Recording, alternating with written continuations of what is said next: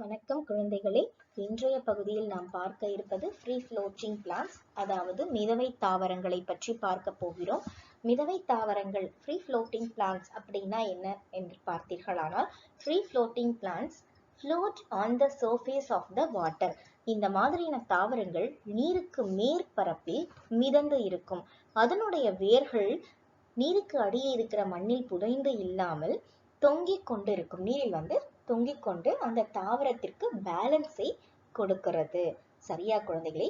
இந்த தாவரம் மிகவும் எடை குறைவானதாக இருப்பதாலே இந்த தாவரங்கள் நீருக்கு மேற்பரப்பில் மிதந்து கொண்டிருக்கிறது. எடுத்துக்காட்டாக பார்த்தீர்களானால் வாட்டர் ஹயாசின்த் அண்ட் டக்வீட், இந்த இரண்டு தாவரங்களுமே ஃப்ரீ ஃப்ளோட்டிங் பிளான்ட்ஸ், அதாவது மிதவை தாவரங்களுக்கு எடுத்துக்காட்டா நம்ம சொல்லலாம். சரியா? இதனுடைய இலைகளோட அடிப்பகுதி பல்பஸ் பேஸா இருக்கும். ஸோ அது ஃபில்ட் வித் ஏர். அதனாலதான் இந்த மாதிரியான தாவரங்கள் நீரில் எளிதாக மிதந்து வாழ முடிகிறது.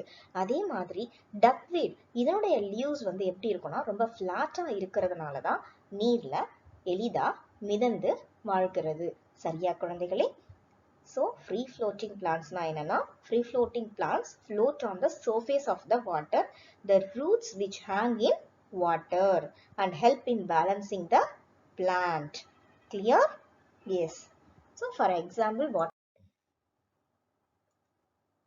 free floating plants க்கு எடுத்துக்காட்டாக வாட்டர் ஹயாசின்த் அண்ட் டக்வீட், இந்த இரண்டு தாவரங்களுமே மிதவை தாவரங்களுக்கு எடுத்துக்காட்டாக சொல்லலாம். சரியா குழந்தைகளே? மீண்டும் அடுத்த பகுதியில் இன்னொரு தலைப்புடன் பார்க்கலாம். நன்றி.